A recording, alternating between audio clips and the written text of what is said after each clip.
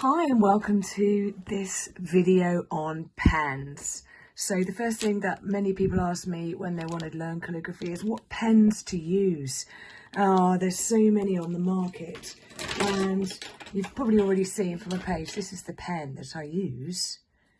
But I didn't come across that pen very quickly. In fact, it took me quite a while to find it. First of all, I start off with these chiseled pens, and you can see from the end of it, it's got this sort of cut off nib. Now these are quite popular because they're really obviously chiseled.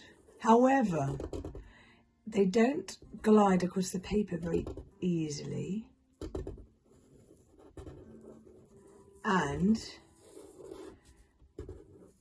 as you can see, I'm really having to concentrate there. They kind of drag a bit and they're quite heavy. So it's the equivalent of carrying weights along with you.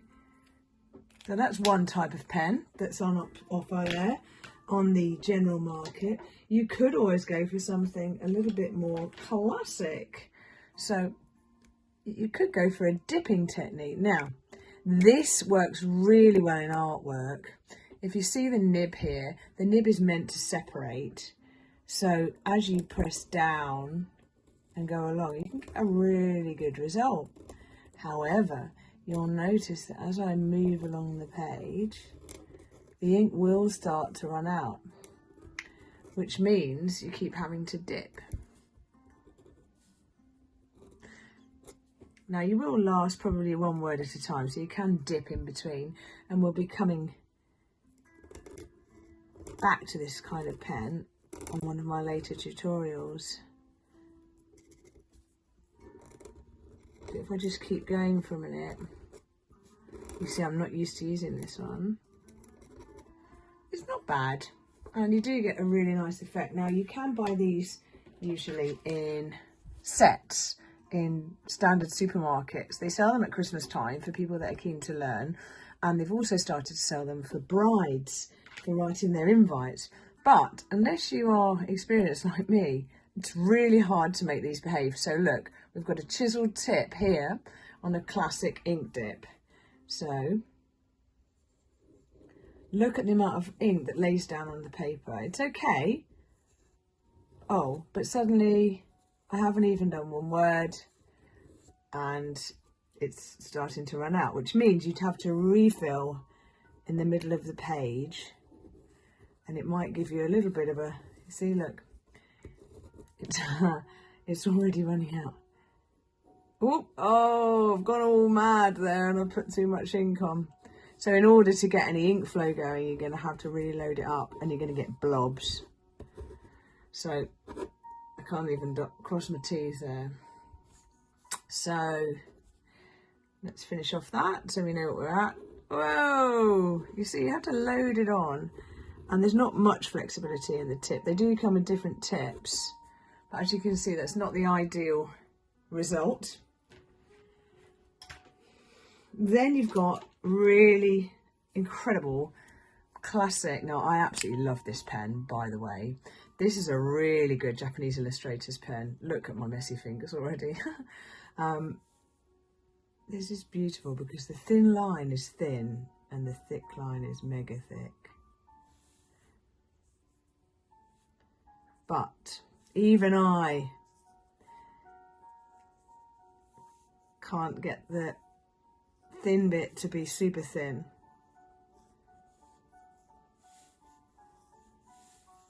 In fact, they're good if you want to write really big.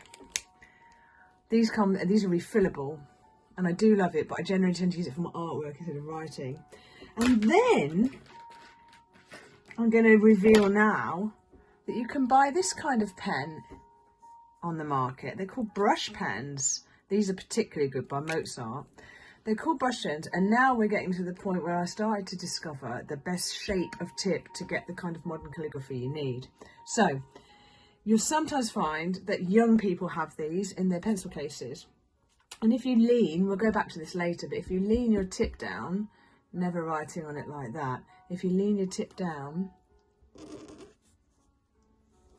you can start to get really good thicks and thins. Woohoo! So, when you ask me if you need a special pen to do this with, my answer is going to be probably not.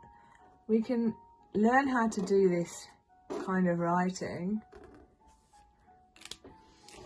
with many different pens until you find the one that you like the most. These are really cool because you can mix them as well like that. So you can see we've already started to get a choice here going on.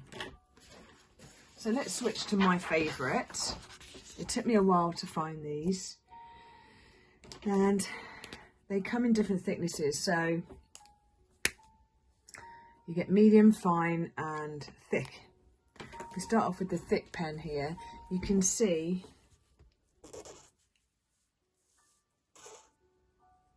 you can really start to get the thick and thin line.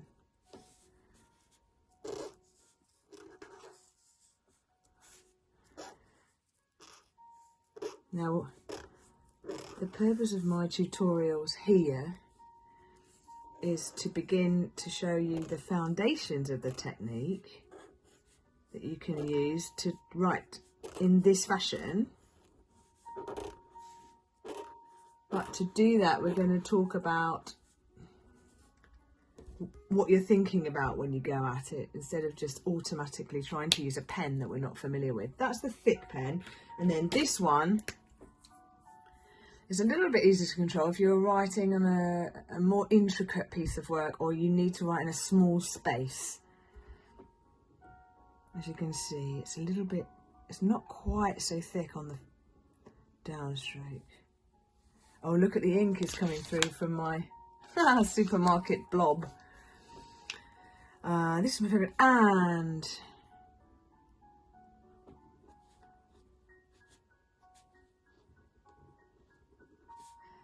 now, if you're pretty observant, you'll already notice how I'm controlling my pen, how I'm holding it differently from how I'd hold a pencil and a brush. Things like going back and just checking on here. We're also going to do some faux calligraphy here, so you can learn about faking it till you make it.